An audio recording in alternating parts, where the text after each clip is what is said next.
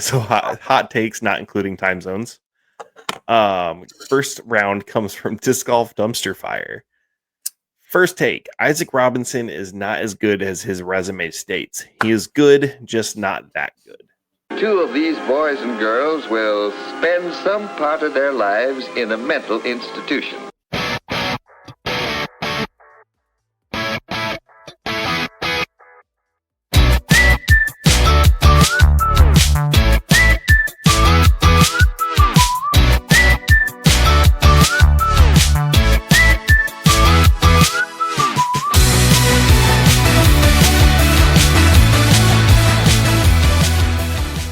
Hello and welcome to another episode of the Hanging Loose podcast. My name is shankeddg, or Caleb. With me as always. Since when did you start using your government name? I found it a little weird listening back to the last episode that I always refer to myself as shankeddg when it's like, it's a handle. That's not my name, you know? Right. That's Terry doesn't refer to himself as the disc golf. Actually, he does, doesn't he? I was like, yeah, he does. So never mind. Scratch that. Speaking of Terry, guess who flies into Phoenix on Thursday with his daughters? Tell me, who is it? Terry Miller. Yeah, so Terry's coming in to film the Phoenix Ladies Open this weekend. Heck yeah. Which means he's going to sit behind a table and sell merch while I film the Phoenix Ladies Open. Hey, that's still cool as shit, man. Yeah, it's a good time. Thanks to both our sponsor and live recording guest, randiscgolf.com. He's sitting here in the chat. He's probably naked, so we're not going to bring him on screen for your benefit. But we appreciate all he does for the podcast. Yes, and awesome. We found out today that our jerseys are being shipped tomorrow. Yes, sir. I'm so stoked. That's not how you spell definitely, Randy. That's yes, our jerseys are coming, and I'm so excited. And I will finally put to use the patches that Disc Golf Dumpster Fire sent me of Cosmic Chris people as well as Mojo Gear, so I can have my NASCAR jersey in the making. You know what Dumpster Fire sent me was a DM to ask me if the Centurion from Infinite Discs and the Crave are similar. Oh, that wasn't just to me. That two-timing bastard. Also, I hope I get some of our stickers with my jersey because I am elated to start attaching them to things. Right? I've been sticking them on baskets all over town. Just vandalizing all over.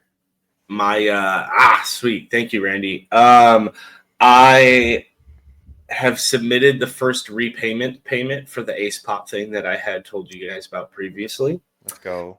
So I'm going to be able to start disc golfing with my friends again fairly soon. So it would be nice to have stickers for them so I could come back and big time the fuck out of them. Big time. I'm sorry. Do you guys have a sponsored podcast? Yeah. I didn't think so. No, I don't do that. Some of them listen to this, so now they're going to think I'm being an asshole. Hopefully they listen to all the other episodes where I talked about how bad I feel about the whole situation as well.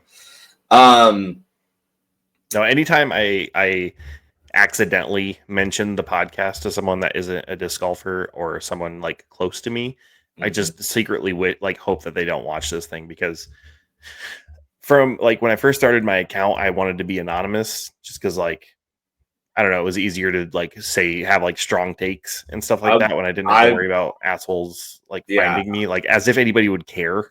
I wouldn't want to show the world that face either, so I don't blame you. Jesus. But yeah, it's gonna be a crab apple today. And then anytime I mention this podcast to anybody that's not actually a disc golfer aware of it, I just immediately am shame about it. Please don't watch it. It's dumb. Please don't watch. I should be proud of it. Oh, I am in the circles that we are in, but to the other day I brought it up to a rep at work who also disc golfs. She was like, I'm gonna go, I gotta get off this call, I'm gonna go play my first glow round. And I was like, oh shit, you're a disc golfer too? And I was like, I got a podcast. Why did I say that? Let them enjoy it. This is for AMs. I'm sure she's not a professional. She has a day job. No, yeah. We And had she just started like a month ago. Shout out Brandy if you're watching this. she's a fine girl. Okay, don't tell my boss. He didn't say anything. I said it. You can get me fired from your job if you want, Brandy. Yeah, fire Spiicii from my job at the dealership. So it's not disc golf related. Uh-oh. It kind of is, very loosely if you count, but like my story time this week is pretty exciting. On Saturday the 9th, Tom Segura was doing a show in Phoenix at the arena. And for months, maybe like the last 3 or 4 months, one of my very best friends, Kayla, has like told me, she's like, we're going to go see Tom Segura when he comes. And I was like, oh, sweet. That's very nice of you. You know, she's like, your birthday's right after, so it'll just be a birthday present, you know, whatever. Excuse me. And so the morning comes, and I haven't heard a word from her about like a plan for the day or anything. So I just got approved for a new credit card, and I have to spend a certain amount to get like a $500 bonus. So I text her and was like, hey, let's go get steak for lunch. And she was like, yes, absolutely. So we went to Outback, fine establishment. And we absolutely went ape shit on eating. We just got whatever. It was great. And is then Outback the one with the bloomin' onion? Yes. Did you get one? No, because I don't like onions. So fair enough. But we did get mac and cheese bites they have, which were very good for our appetizer. So anyway, we're at lunch, and she's like, so what are your plans for the rest of today? And I was like, I don't really have any. And she's like, I text her before I text her about lunch, I text her, I was like, hey, I'm going to this bar takeover that Tom Segura is doing after his show. And she's like, is that today? And I was like, yeah. We've been talking about it for months. And she's like, I thought it was December 9th. I was like, nope.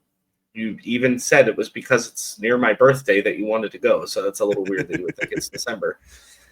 And so at lunch, she's like, oh, good. You don't have any plans for the rest of the day because I kind of got us Tom Segura tickets. And I was like, okay. So she's like, yeah, so we'll finish lunch. We can go home, take a quick nap, you know, and we'll get dressed up and we'll go out tonight. We'll go to the show and all the stuff. And I was like, all right, cool. So we went, and Kayla, if you saw the pictures of us on my Twitter, she's gorgeous, very good friend of mine. And I love going out in public with her because everyone looks at me like, what the fuck? How'd that happen? And that was pretty much the whole night. But so we went to the show, and I think our tickets were probably in the neighborhood of like $50 to $60. But when we looked like 10 minutes before showtime, there were like floor seats for $70 when previously they had been listed for like $900. And the app that we use, shout out Game Time, not a sponsor. The closer the closer you get to the event, the cheaper tickets get. So we could have had a $900 ticket for like $70. Ooh, you didn't though? Huh? You didn't though? No, we were up high, which is fine. It was a great show. It was super funny. But Kayla and I made a pact that basically was like, okay, the next time an event comes that we both want to go to, we're going to wait until like an hour before showtime and then see how much tickets cost and see if we can get like some really good deals like that. So heck yeah. We'll try. This segment not brought to you by Game Time, but it should be. Download Game Time now. Yeah, right? Get us a Use sponsor. Code Hanging Loose for 20% off your $70 floor tickets. Yeah, well, the fees were probably $9,000 anyway, but that's fair any ticket app.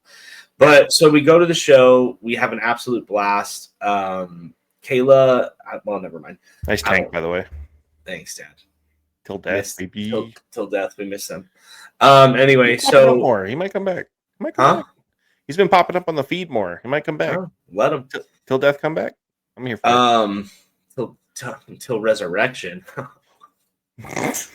Anyway, so we finish the show and we walk across the street to where the after party is, and we're talking to the security guard. His name's Boos, and he's got like he's big, tall, ripped dude. He's got a fucking vest on and beanie. So we've been standing in the same place in line once we got inside to get to the bar because Tom Segura was literally pouring drinks for people. Like he was behind the bar, like pouring shots. And that's the line we were in. So the guy goes, "Hey, do y'all want to keep waiting here or do you want to pay me to get to the front of the line? Like I'll walk you straight up to the bar."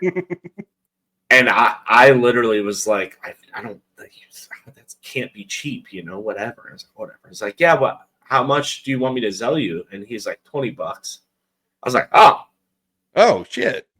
I can afford. I just got paid today, bro. Yeah, I could definitely do that. So I paid him. He walked us right to the front. Tom Segura's walking up and down the bar. And I think he was mad at me because I kept yelling at him. I mean, we were all yelling at him because everybody wants to meet him. And I've met him before, but, you know, we were all excited. So I'm yelling, Tommy. Because I'm trying to, he was taking people's phones and like taking selfies with them. And I wanted him to do that. And I was like, it's my birthday. It's my birthday. Even though it wasn't technically. And so I keep yelling and he's like walking and he hears me and it was the meanest look I've ever been given by another person. But like I fully understood what it must be like to hear me yelling obnoxiously at you because he was like taking pictures with people and everything and he was like working his way down and I'm just Tommy. And he's just like and I was like oh, so that's so funny. Eventually he takes my phone, takes a selfie with Kayla and I, hit him with the hanging loose in the picture if you didn't see it. I did see it. And I then didn't recognize him. He's he doesn't look like it himself anymore. He has lost a lot of weight. And he's shaved, which is like, well, not like, you know, but the first thing he said when he walked on stage goes, "Yeah, look at my stupid fucking face." Which made me laugh. I was like, oh, I haven't seen him clean shaven like fucking ever, I don't think. So that was interesting. But so he comes over, he takes a selfie, pours us shots, gives us a shots, whatever. So the night goes on and Kayla's like, "Do you want to leave?" And I was like, well, we can hang out for a little bit, you know, it's like 12:30 or whatever. And so the place kind of starts to die down and Tom has his own whole corner with like his people and everybody.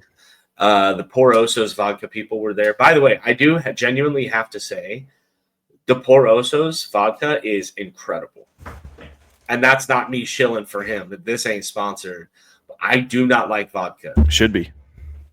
Yeah, Tom, sponsor our podcast with your podcast. Tommy. The vodka was great. Anyway, so people are like occasionally walking up to where his area is and he's taking pictures and signing stuff or whatever. And I just had this idea. I was like, Kayla, do you think he'll sign the back of my head? And she was like, fuck yeah, he would. And I was like, all right, cool. So Boost, the same security guard we paid earlier, who was super nice and like checked on us throughout the night. Security guards don't do that. That's like server shit. Like he was, weird. You guys good? You need any? Like he was, I don't know why. It was so weird, but we were. Did you ask him to carry you out? I would have. No, I made him carry me out.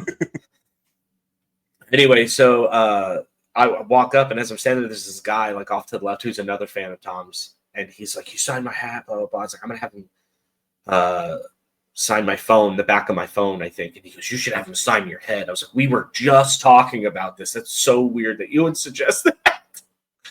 So, Tom, I don't think you can see it anymore. I think I'm all showered up. But he signed the back of my head and took photos with us and everything. And it was so much fucking fun. We had hell yeah, dude. Time. And I can't thank Kayla enough. That's awesome. I've never been to a comedy show. I've wanted to, though. I used to be a huge fan of stand-up comedy, but I haven't actually watched anything in probably since COVID. I haven't watched anything stand-up. Who are some of your favorite comedians? I'll tell you who to go see. Shit. Everything's escaping me. Bert Kreischer, obviously, Tom Segura, those guys. I like Bert on podcast. I don't really enjoy Bert's stand-up. Gotcha. Yeah. It's not funny, but it's Mulaney was one of my favorites. I do love John Mulaney. Rogan's older specials are pretty good. His new one's a little off the rails. Well, yeah, because he's fully JRE out now. But he has one of my favorite jokes where he's like, I don't understand people who have insomnia. He's like, go home, get high, jerk off, and try not to fall asleep. I'm like, fair. That's fair. And then there's who I think you would love is Anthony Jeselnik. I actually don't like his stand-up. Too dark for you?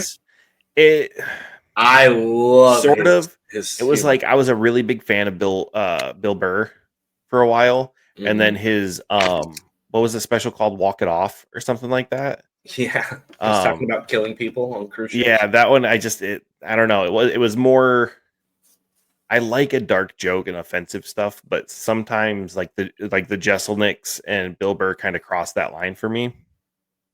Interesting. I love that kind of humor. The worse it is, the better. I also it's the punching. I don't like punching down. So it's that's kind of where I draw my line. If you're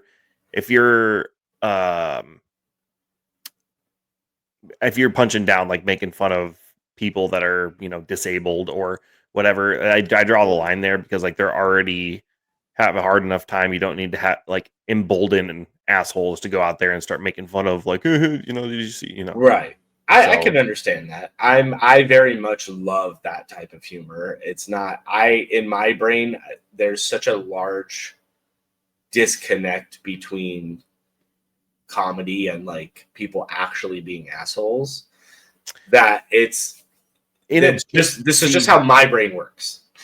I know there are dumb people that will get them mixed up, and that's kind of where I'm at, is like in a bubble, that stuff can be really funny. Yeah. But the problem is that stuff isn't in a bubble. The comedy's supposed to be in a bubble, and it's supposed to be. That's how I view it. Is when you're in here, none of this is serious. We obviously don't.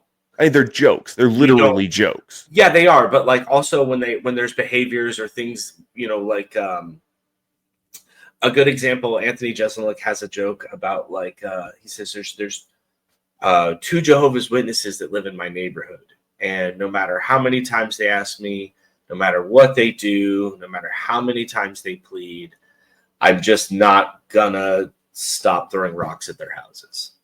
For me, that joke is funny. That's not really punching down though. But it is, because those people get made fun of all the time, Yeah, but they're not. Well, I know what you mean, not disabled, but I'm just using this as someone who might mimic that behavior. Like someone would go, "Oh, that's funny. I know a guy who's won. I'll throw rocks at his house," and that's not what comedy is or should be. Comedy is, wow, that's a really wild thing to say, haha. And that should be the end of it. No, and it's not.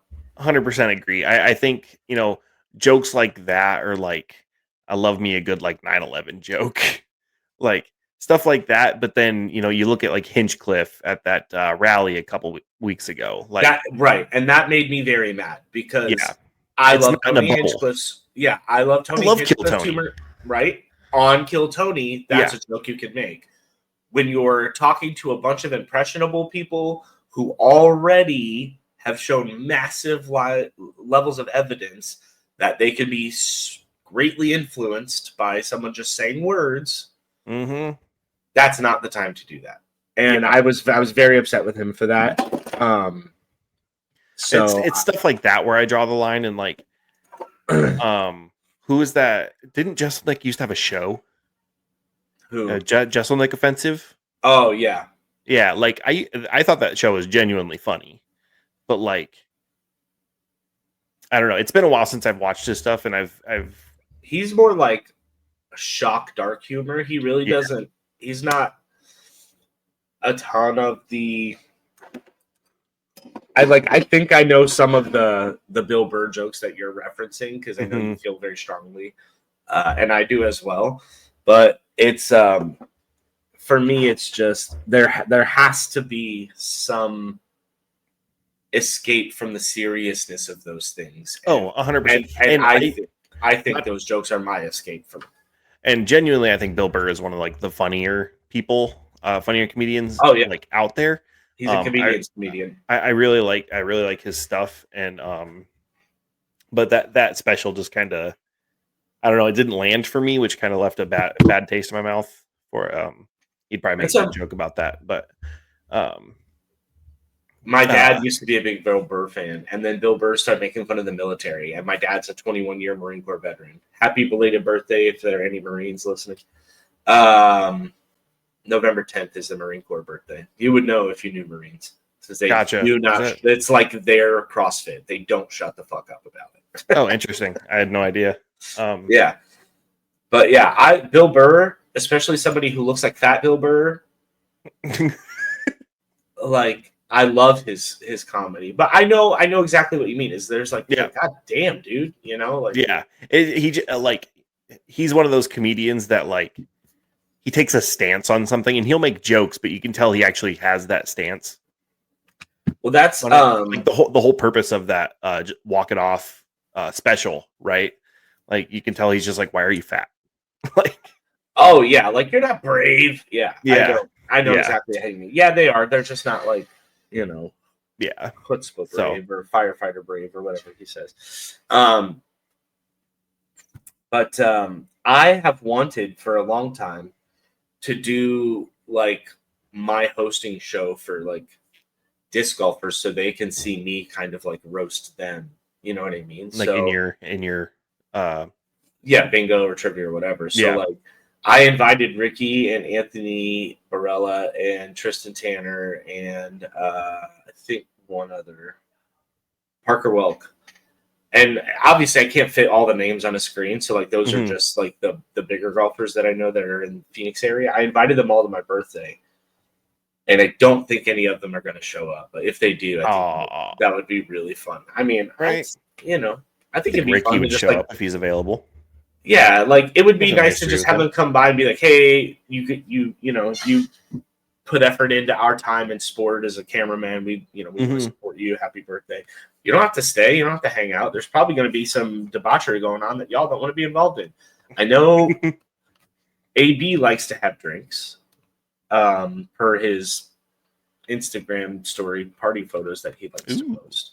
But I know Ricky's a little more on the conservative side. He doesn't really like to be in that type of environment, as far as I know. I mean, obviously, New Year's was a great time, but that was his house. Yeah.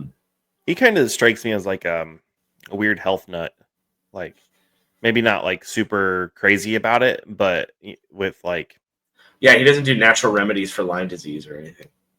No kidding. Zing! Ice baths and whatnot, which actually, he's I'm against those. I try to take care of myself and my body. You know, which nothing wrong with that, but like even at his also exist. Yeah, even at his New Year's party, like some of my local boys like Tommy Guns and that kind of thing, we were getting sloshed. And Ricky was like, "Are you guys good? You need anything?" We're like, "Yeah, for you to fucking loosen up, dude." And he did as the night went on, but he never once appeared like intoxicated ever. So, really? Yeah. But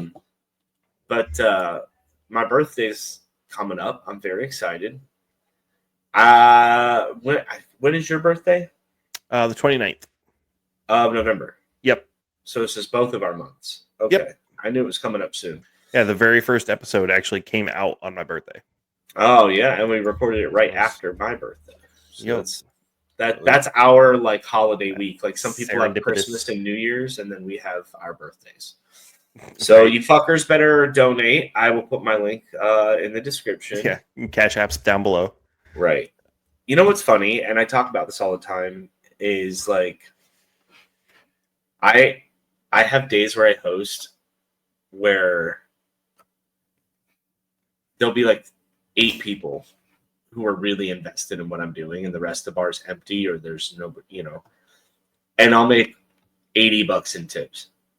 And then I'll have nights where the bar is standing room only. Everyone's invested in what I'm doing. And I don't get so much as a thank you or a clap at the end of the night. And I'm like, I don't like, it just doesn't occur to me. Like if I went to a trivia place like for trivia, and the dude was a great host, I would 1,000% tip that guy. Yeah. And I don't get it. No, I'm right there with you. I'm a big tipper, but only for like service industry stuff. I hate places that you you know, you go to like Starbucks and they're like tip, and it's like, no, like this is your job. You're not serving me. This is I don't give the McDonald's drive-through guy a tip. Like, yeah, I wouldn't tip a drive-through person at Starbucks, but like if I went inside, if I sat down at a table in Starbucks and they came to my table and took my order, then maybe. yeah, Like, but anything like that is just it's not on me, the consumer, to pay your living wage. That's on your employer. So right. outside of the service industry, I do tip my servers and trivia hosts if I were to ever go to trivia. But see, I feel like I would rather tip somebody at Starbucks than a trivia guy. Because I see it the same as like a busker, right? Like the dude's playing the buckets outside of like a baseball stadium or something. Like those guys, it's entertainment. It's the same.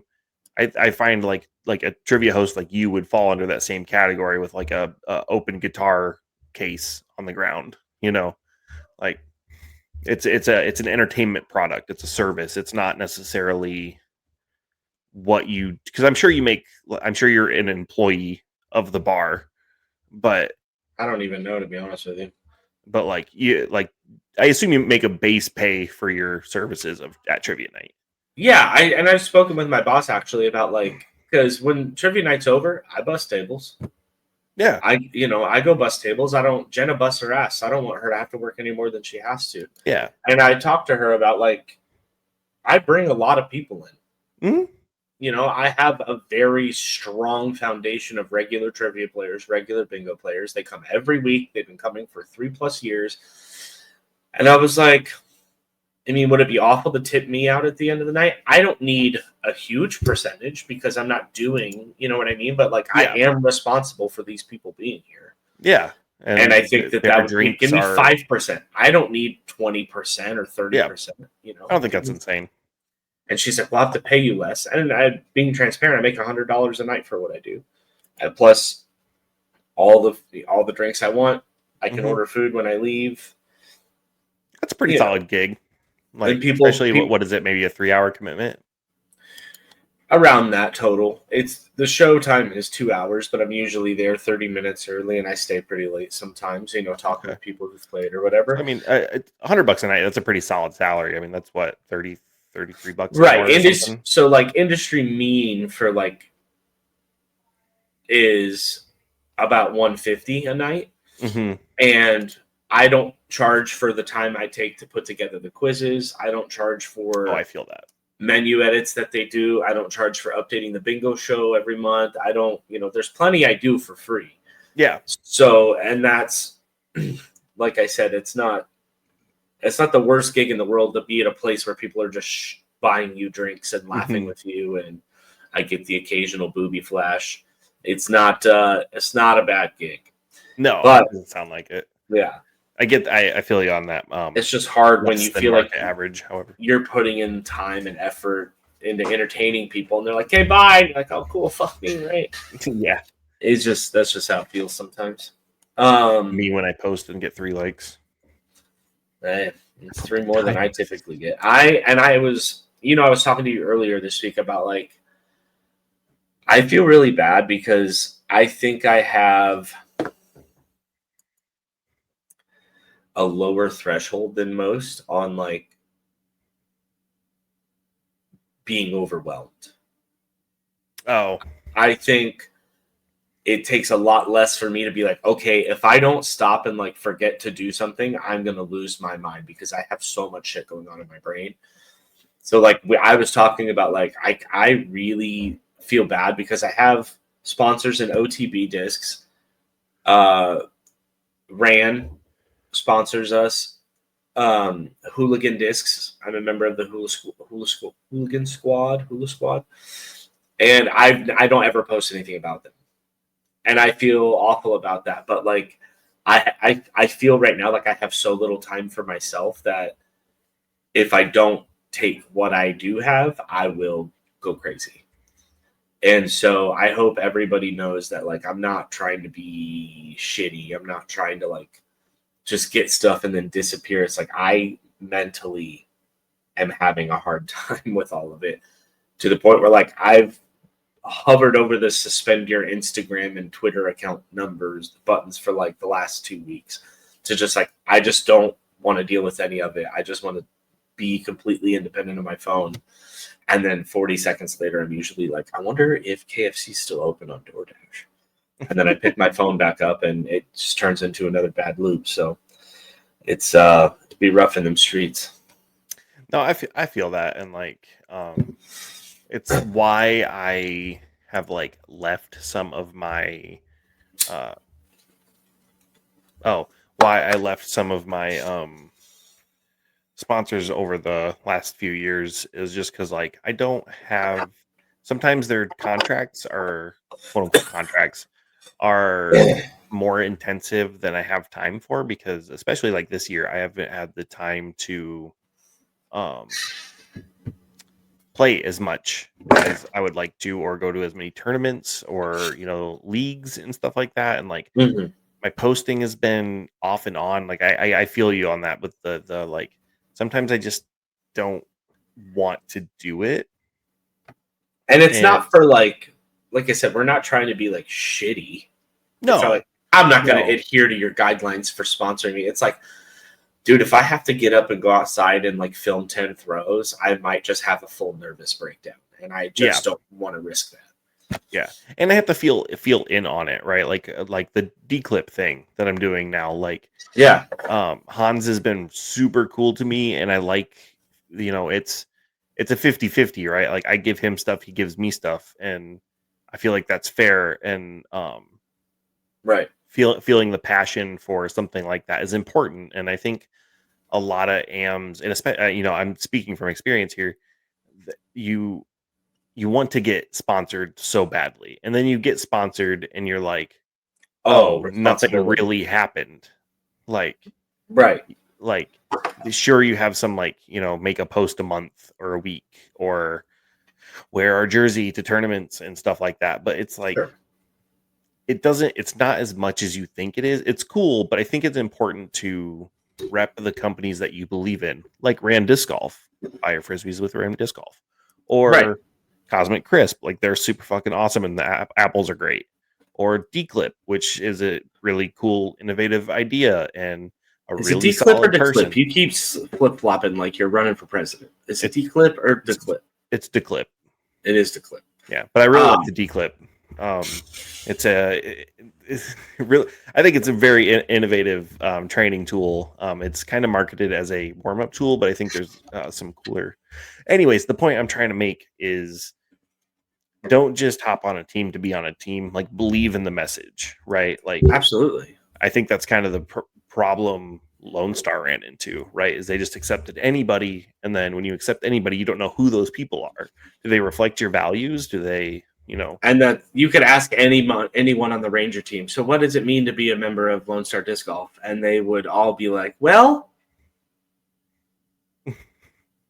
I mean, frisbees. The plastic's really nice. Like, yeah, I've seen the commercials, but like, what does it mean? What does it mean? You know what I mean? You got a free T-shirt, like, right? And that's kind of the disservice that I feel that I'm doing to my sponsors, and it's not intentionally. Like, I love OTB discs. They are the homies. They're so nice. They're so accommodating. They are very supportive, and they just believe in like disc golf being the best possible positive place that it could be. I love that. And the situation that I'm in right now makes me feel like I'm not a part of that, and I feel awful for them. You know, like, oh, you guys said a piece of shit, and I'm like, obviously they didn't, but like, that's how I feel. Yeah, and it's all a roller coaster, right? Like, disc golf this year has been on a downtrend. Tournaments aren't filling, leagues are smaller, like signups have been less, and like it's all cyclical, right? We're a few years out from the COVID boom. It's evening out. There's still more people than there was, but it's evening out, and people felt that fire after COVID, because it was like all you could do was play disc golf. And then now things are back to normal. People are working. You have your normal responsibilities, so you can't play as much as you want to. Like, my kid's 2 years old. I just don't have the free time to play as much. I'll bet you can't wait for that fucker to get into kindergarten, huh? Dude, and be like, as soon as he's like cool enough to go play with me, it's on. But he doesn't have the attention span. He'll throw a couple and then he'll just run off into the distance. So once he's ready for that, but like next year, I'm really hoping to hammer it hard. I'm going to try to play a couple more events by the end of this year. But in terms of your OTB thing, I wouldn't sweat it too much. I'm sure they still love you. You love them. I think you're a great representative for OTB. I still think you should buy your discs at randiscgolf.com. But absolutely, I'm not arguing that point. I didn't even do that with Great Lakes. If you don't find what you're looking for at randiscgolf.com, OTB would be a great place to go. And even vice versa. I think there's, if there are big releases that you're looking for, everybody's going to go to OTB immediately to try to buy them. Yeah. Randy not probably will have a couple in stock. That's what I'm saying. Randy's going to have some there for you. So I don't like the dog eat dog kind of competition and that kind of stuff. Obviously, there's room for everybody. Randy, we love you to death and you do a lot for us. OTB was just my first sponsor, so you kind of have that little bit of sentimental vibe with it. But yeah. So moral is, if you're an AM listening to this and you're not sponsored and you want to be sponsored, don't just take the first thing. Like, make sure you're it's been real, Randy. Just send those jerseys back. We're now looking for a new podcast sponsor. Those jerseys shipped already, right? No, I'm kidding. If you're an AM looking for a sponsor, welcome to the Disc Lab Hanging Loose podcast. Oh man, no, we love you, Randy. That's so funny. That's great. And that could be you guys. We're gonna start issuing live listen along links for folks who want to come hang out while we're recording. Come hang out. Speaking of, Dad, I put a tweet out asking for people's hot takes. Oh, I have a hot take, dude. You need to get a background so your camera figures out what the fuck to focus on. Yeah, no, I'm also sitting weird right now because my feral cat is attacking my feet. Why is there a feral cat in your house? How does that? Because she's old and distempered. Okay. She's angry, so she has her own little house in her house, and if I put my feet on the floor, she attacks them. So, well, you better fucking watch what you're doing then. Yeah, I just gotta remember to sit crisscross applesauce. Oh, okay, Mike Tyson. Speaking of Mike Tyson, who do you think's gonna win that fight on Friday? Mike. It'll probably be fucking Jake. It's all scripted anyways. All I want is to see Mike Tyson absolutely obliterate Jake Paul's shit. And I've grown to respect Jake Paul because he had beating Anderson Silva. There's nothing I can take away from you if you do that. Yeah. Anderson Silva is a machine built to fight. So if you beat him in any type of fighting, you have at least some of my respect. Yeah, I still don't like you as a person, but I just think it'll be him so fight funny. Anybody within 20 years of his age. Even still, he's fought people within 20 years of his age, but they've just been fighting their whole lives, so they're seen as grizzled up shitty veterans. Yeah. And then but he was on fucking Disney Channel being a little bitch for most of his life. So oh shit. Lord knows he could kick the shit out of me. Yeah, easy. So I mean for me, not you, but probably both of us. He could probably beat up both of us. Hey everybody, this is Randy from randiscgolf.com. The other day I was out on the disc golf course, bombing my drivers 300 feet, feeling good about myself. And I decided that since I had a long ride home, I needed to find a podcast that was smart, funny, and entertaining. Everything a good podcast should be. So I picked Star Talk with Neil deGrasse Tyson, and it was wonderful. But after that, my podcast app, the algorithm, sent me to Hangin' Loose podcast, hosted by shankeddg and Spiicii Boy. And it was okay. But after 30 seconds, I figured that my time would be better spent listening to the new Chapel Roan album. So that's what I did. So if you need any discs, randiscgolf.com. And if your podcast app happens to go to the Hangin' Loose podcast, there's always Chapel Roan. Our first round of hot takes comes from Disc Golf Dumpster Fire. That will be $50 for your second mention on today's show. So, speaking of mentions, real quick before we do this hot take, the only person that is participating in my nickname listathon free ad time on this show is our house dye sponsor, Afterlife Discs.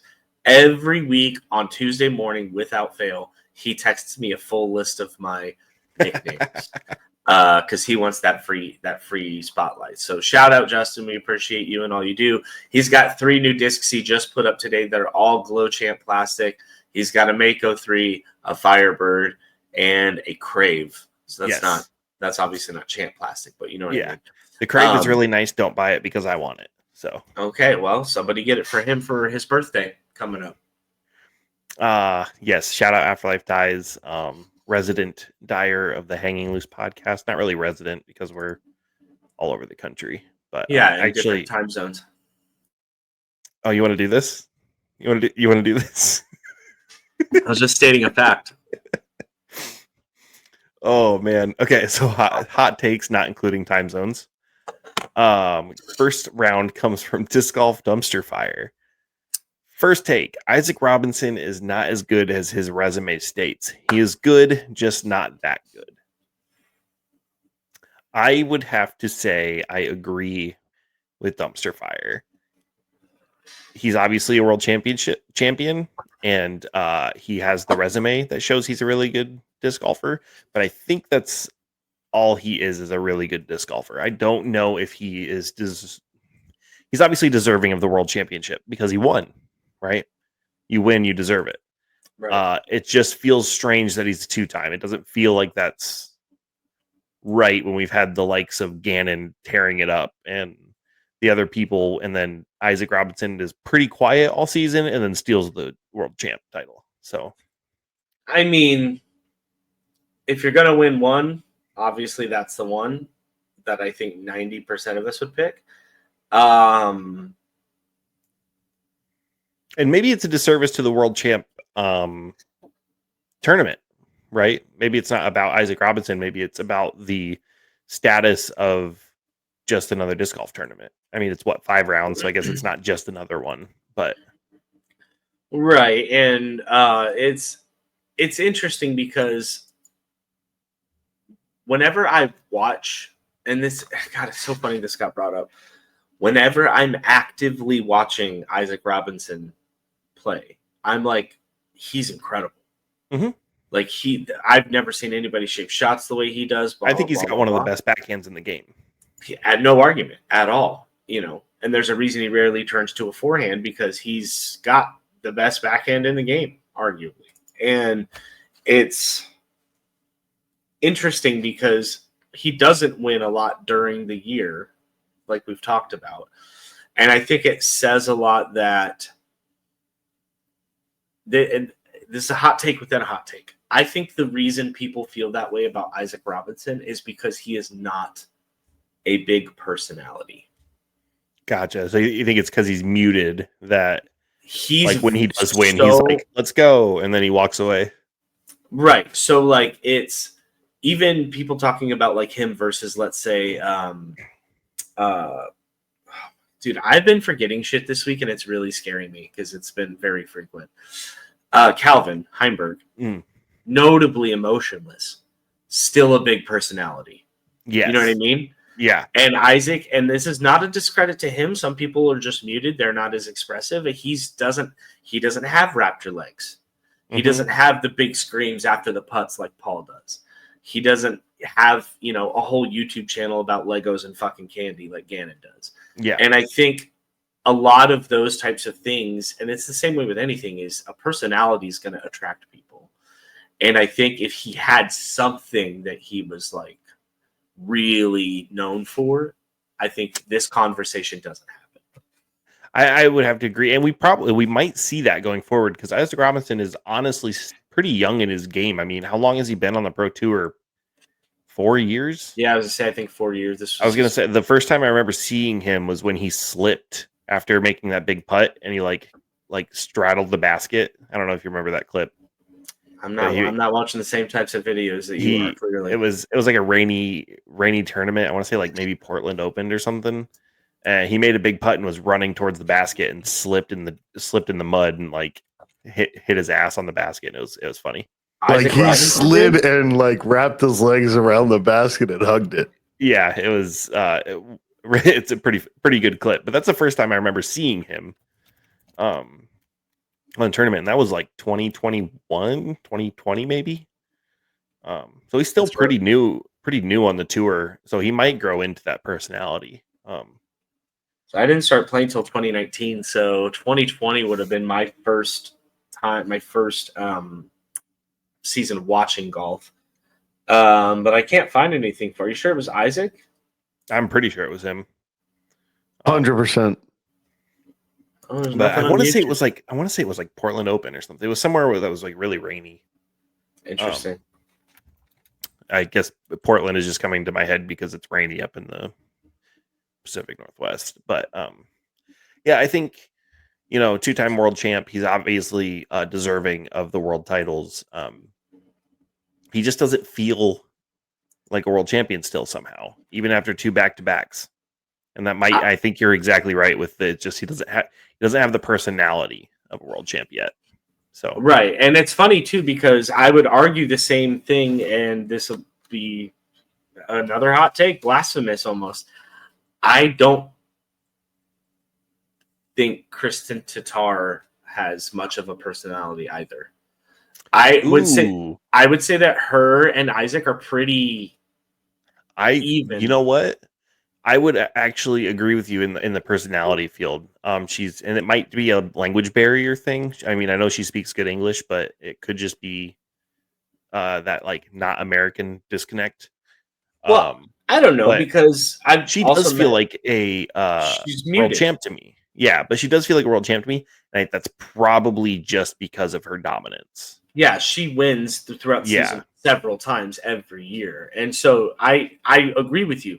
She has more of that world champ kind of aura, but if you were to sit down and compare her answers to questions versus Isaac Robinson's answers to questions, as far as like post-round interviews and that kind of thing, I bet you would find there's like a 90% overlap. Yeah, just kind of. I felt really good out there on the course today, and I was hitting my putts. So, but and I think it would be it's very procedural. It's very transactional. It's not like. I feel like what makes those post-round interviews, like with Ricky or Paul or something, exciting is because they take shots, right? They're not like overly aggressive or something, but Ricky will say something like, "Oh, I know AB's up on the lead card, and I'm only a couple strokes off, so I'm coming for you." Just something as simple as that is like, "Oh, now I'm excited to watch the dynamic between them." 100%. Like that, I can't remember what tournament it was, Jonesboro, something like that. But Ricky and AB were the top 2, and every time one of them made a putt, they'd look right at the other one and scream. Kristen's not doing that. That's electric. You know what I mean? Like that's not happening. I think she looks. Paige might be the most excitable female golfer, or Owen. Yeah. Owen has a lot of really fun reactions, but she's not like. She's got a lot of positive energy. Yeah, that's her as a person, to be honest. Paige was very she would get like not aggressive, but just like excited and competitive, which I think was what made her so exciting when she was healthy. But yeah. It's like if Kristen hit an ace, she would just be like, thank you. And Paige would be like, yes, she jumps into Germ's arms, that kind of thing. Like it's just muted. All right, sorry. Next hot take. I'm taking this forever. Heimberg will never win a major. Also from Dumpster Fire. I disagree. I think he's well overdue. It's just it's happening next year. Yeah, I think it's just a matter of it happening. That's a nice cold take. Next. Yeah. Simon and Paul are washed, but Ricky is not. However, he is close. Simon and Paul are washed. I don't believe that. Paul had a really sneaky good season. He had a couple bad weeks, but I think he was top 10 most of the year. He had a really good stretch in Europe.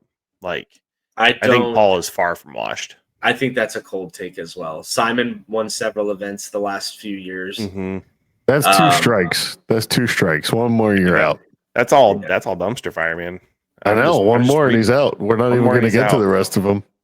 This is his last one. MVP will sign someone big this offseason, but will drop the ball with marketing them.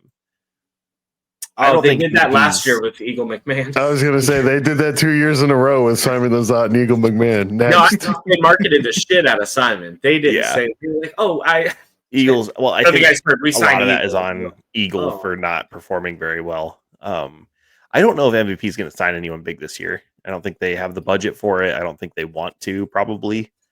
I think we're going to see a lot of contract cuts. I don't know if we'll see a lot of big acquisitions. Yeah, I think we're going to be leaning into that pretty hard the next few episodes. Speculation on the offseason because disc golfers fucking love that. So they do.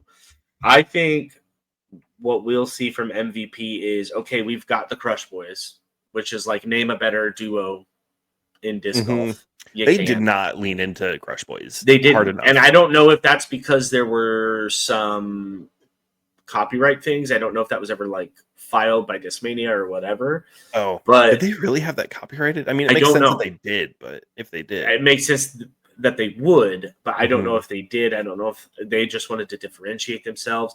I would have 100% if it was legally doable. I would have. Yeah, the gyros are like gyros. There's just nothing. The gybros.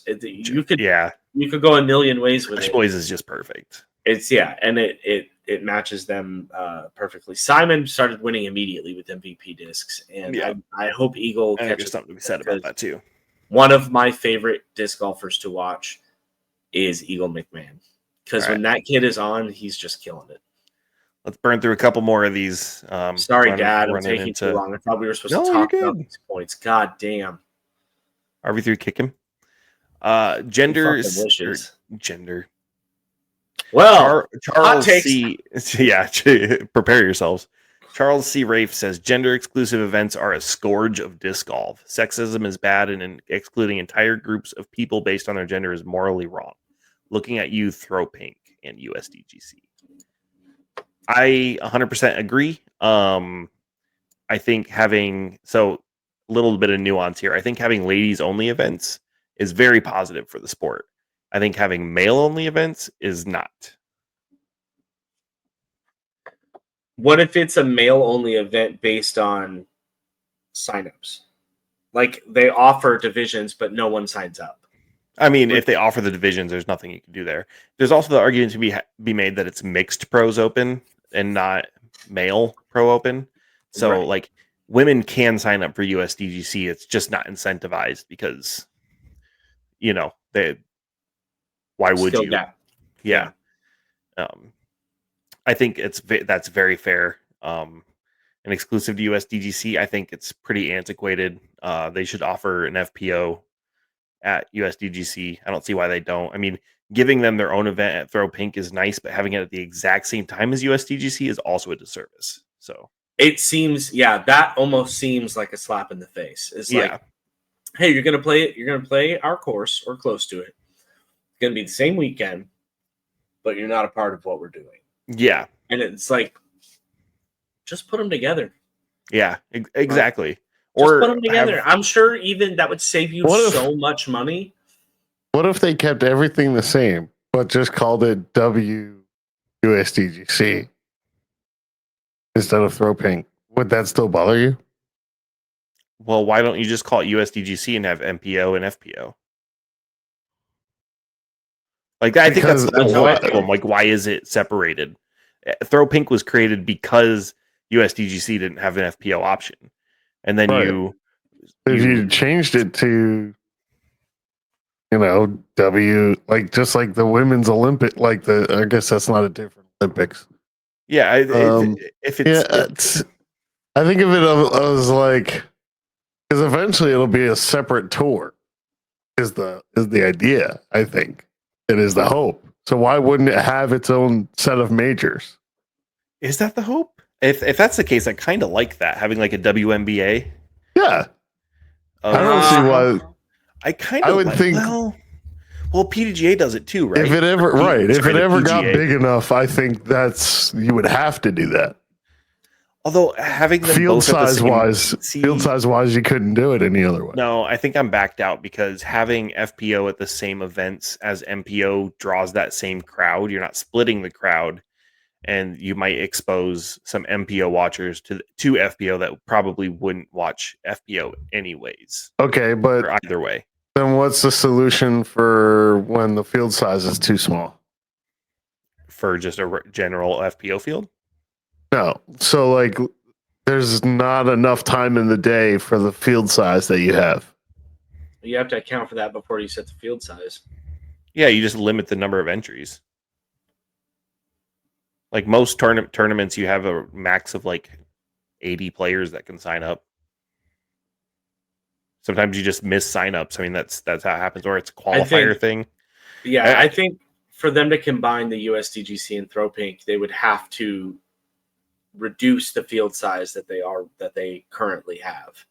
So that would result in less players qualifying, and then Or if you're going to have a female only event, do not have it overlap with MPO event, because that's going to do a disservice to FPO, because it's no surprise that MPO gets more views, but we need to give FPO every advantage to get more views, and not having conflicting scheduling is step one.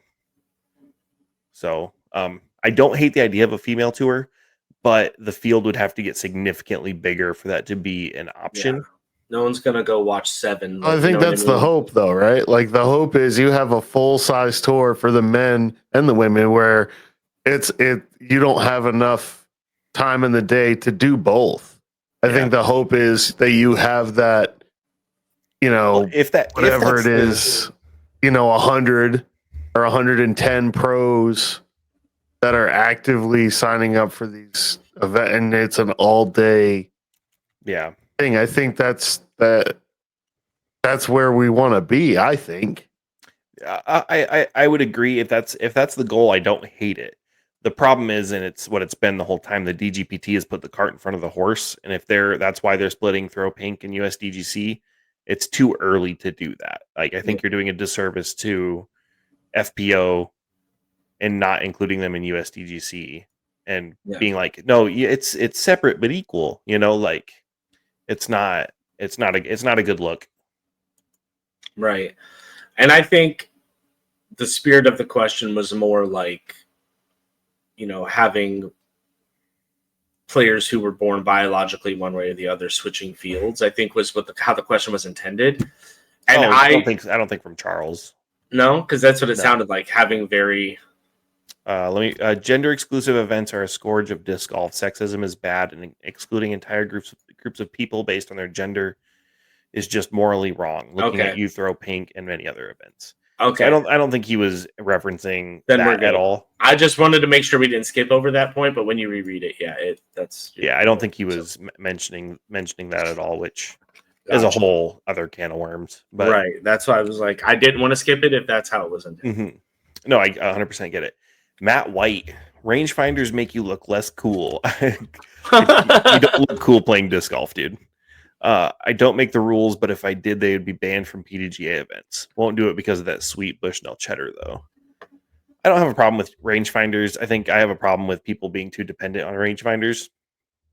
Sometimes you have false fronts and stuff that's deceiving, and I don't think a rangefinder is a bad thing. But when you're range finding, if you're 33 feet or 33 feet now, I think you look silly. Yeah, I agree. If you use a rangefinder on a putt, you can just get fucked. If you're like 300 feet out and you're using a rangefinder, I get it, because that's probably the range where you're like, do I go fairway or mid range? Like, but if you're within putting range and using a rangefinder, like, get good. That's all I gotta say. Excuse me. I think it makes it more interesting for spectators to look at something and go, okay, it's exactly this many feet. Because adds to the understanding of the shot. It adds to the understanding of the difficulty of the shot. It's like I could look at like hole 8 at Maple Hill. I could look at that and my brain would tell me, oh, that's only like 200 feet. Yeah. When in reality, that water carries like 380, and I would never even get close. 100%. The first course that comes to my mind is Glass Blown Open, and the that hole 1 where it's like super far, and then it dips right a little bit, and then you have to go up and over the hill and then avoid the bunkers and stuff like that. Like I imagine that hole is so hard to read if you don't throw your shot exactly how you plan. Right, and that's like having a rangefinder. Like, I don't know if you knew this, but in golf, it's illegal to ask an opponent what club they use for a shot. Club they use. I've seen people argue that they should do that in disc golf, and I'm like, I think it's one, we have a lot more variables in our sport than if you use a 9, or I don't know golf enough to make these references. But there's what, like 7 clubs? No, you usually have about 13 or 14. Okay, so I was way off. Like I said, I don't know ball golf very well, but I mean, there's probably 13, 14 variations of fairway drivers. So I don't think it's insane to be curious about what disc somebody threw on what hole, especially when there's such a skill gap on any given thing. Like sometimes I can throw sometimes I can throw mid-range 300 feet. Sometimes I can only throw a driver 350 feet. Like there's so much variance in our sport that I don't think there's a competitive advantage being gained by being like, did you just throw a T-bird? Like, see, I am exactly the opposite on that. I think that gives you a massive advantage if you're leaning between something that might be a little flippier versus something that might be a little overstable, and you're not really sure what they threw, but you know what the wind is. That's the only missing piece of the puzzle to figure out what you're going to throw, is what they're throwing.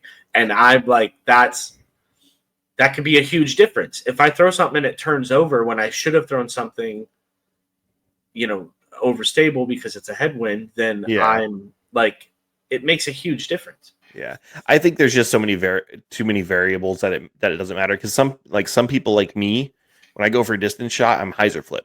That's my distance shot is a hyzer flip. Some people take overstable discs and flex them, like big flex lines. And sure, the wind matters a little bit, but it really, like, if you're a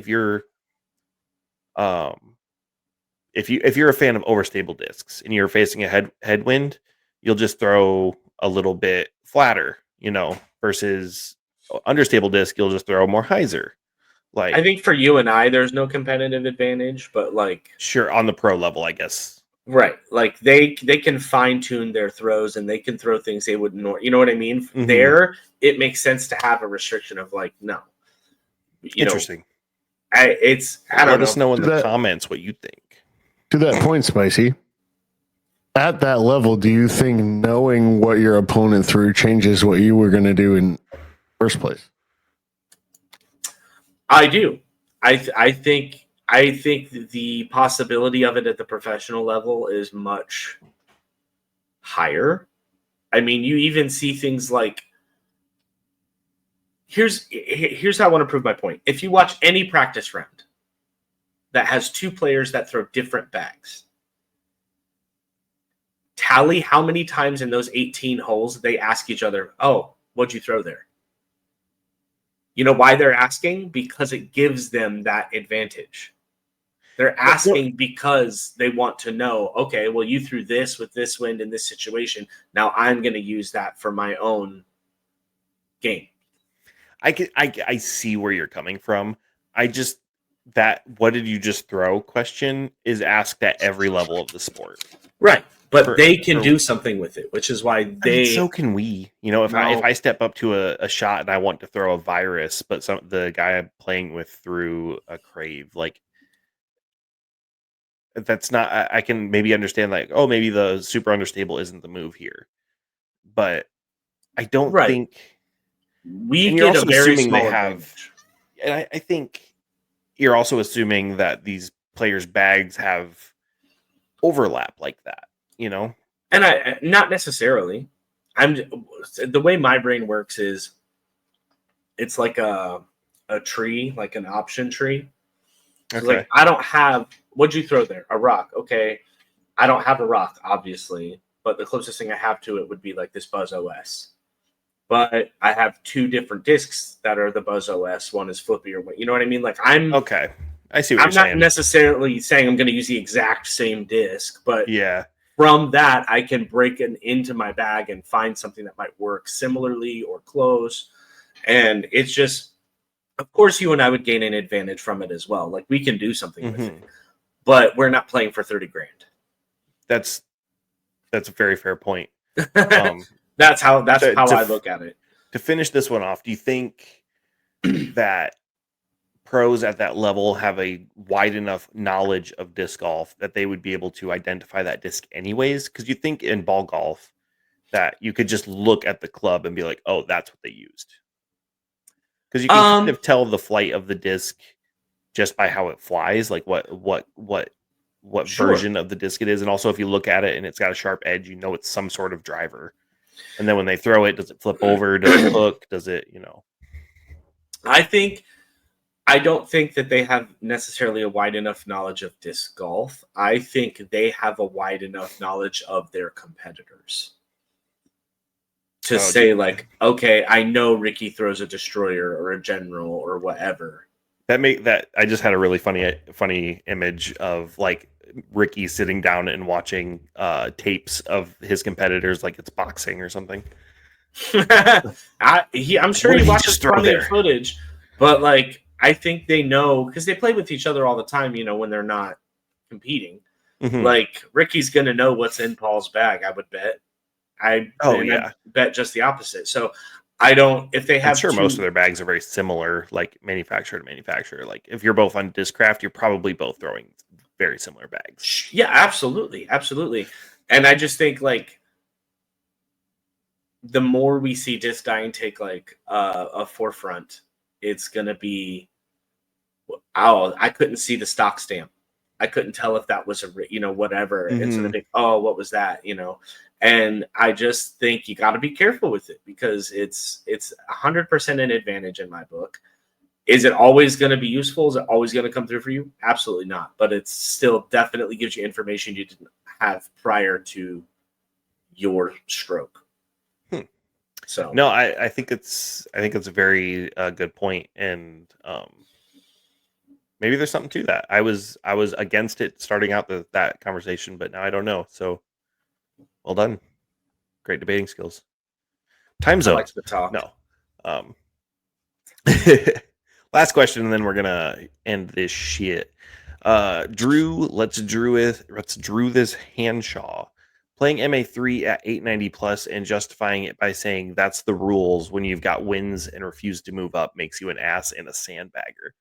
I 100% agree. You get one win in MA3 and you move up.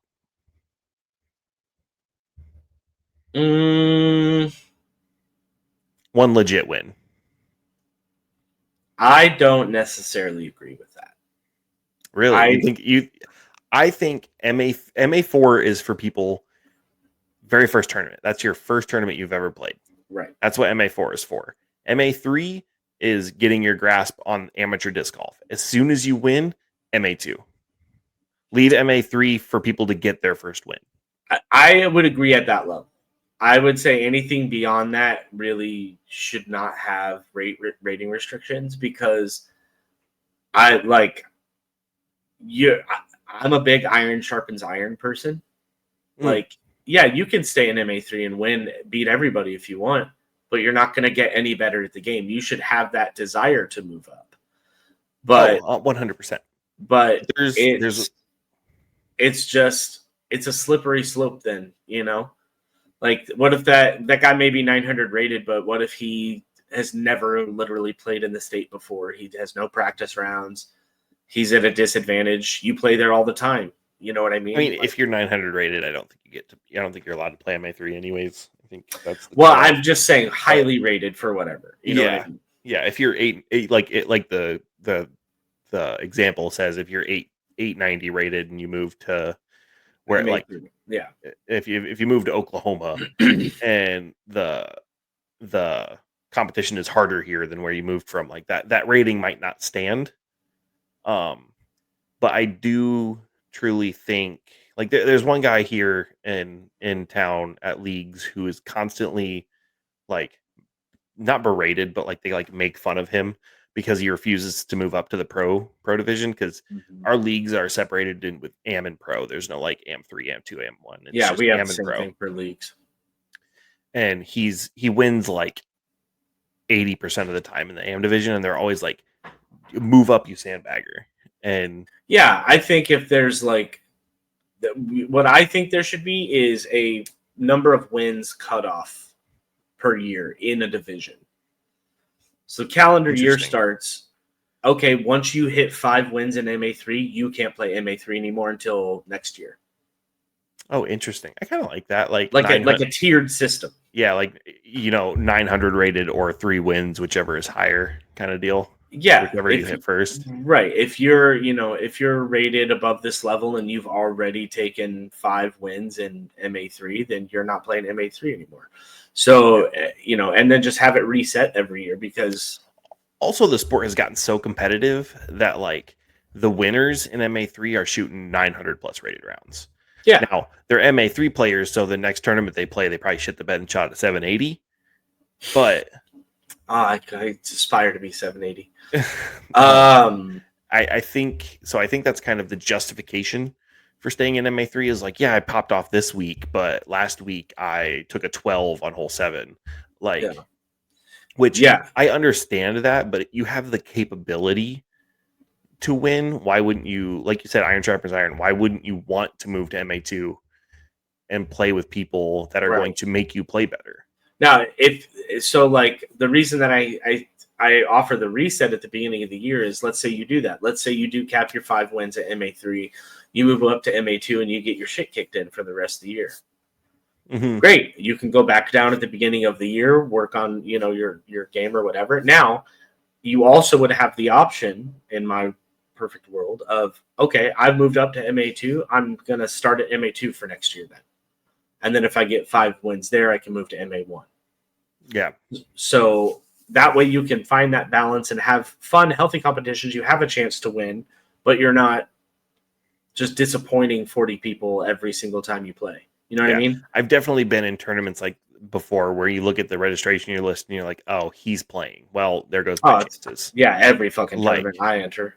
Like, and not that I ever have had a chance at like genuinely winning a tournament. Like, I've gotten close. I think the best I've placed legitimately is like 3rd place. I did have my one non-legit PDGA win, but that's because I was the only person in MA3. But MA3 isn't meant for career MA3 players. Like, it's a stepping stone to MA. I think you could be hard stuck in MA2 for a long time. Yeah, but it's a wide range of skill. MA3 should be year 1, 2, 3 disc golfer, maybe.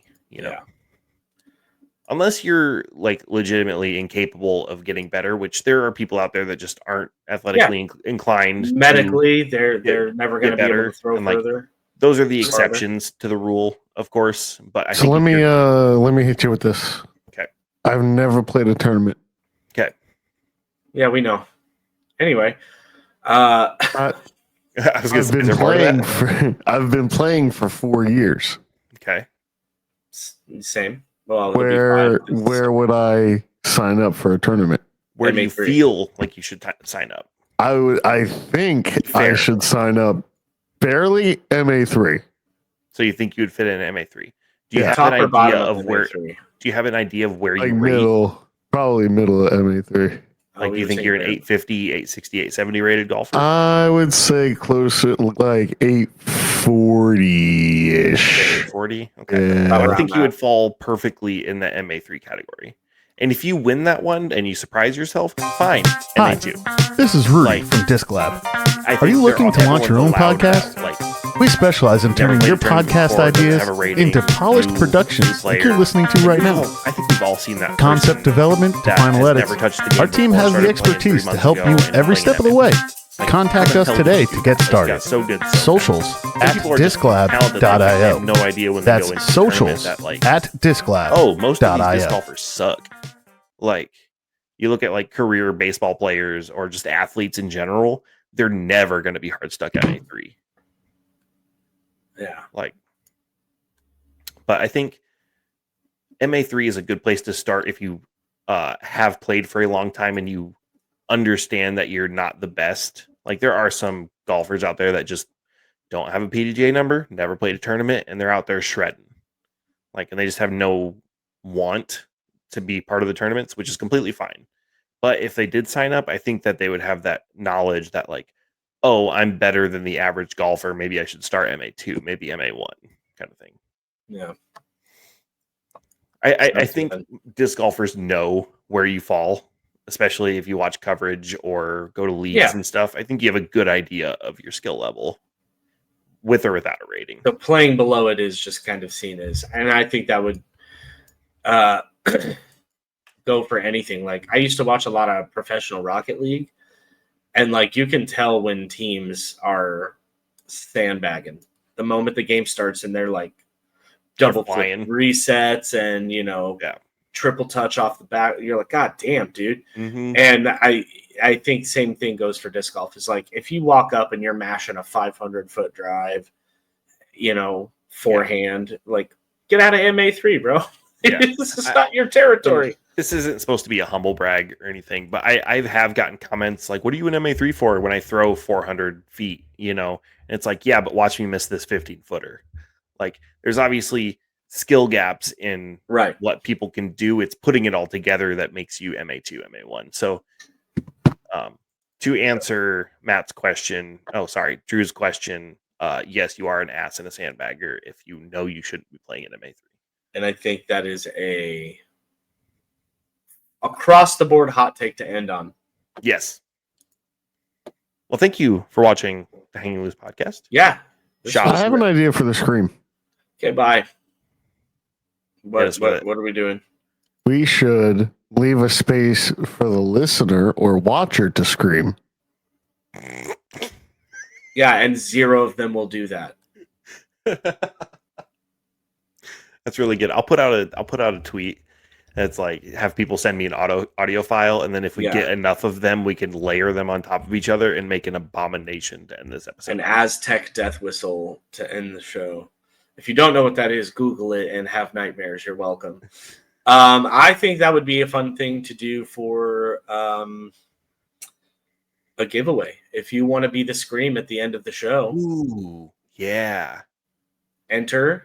I'll let Shank do, because he does the socials. We'll put a post out that to send us a file, and then if you send us a file, you'll be entered.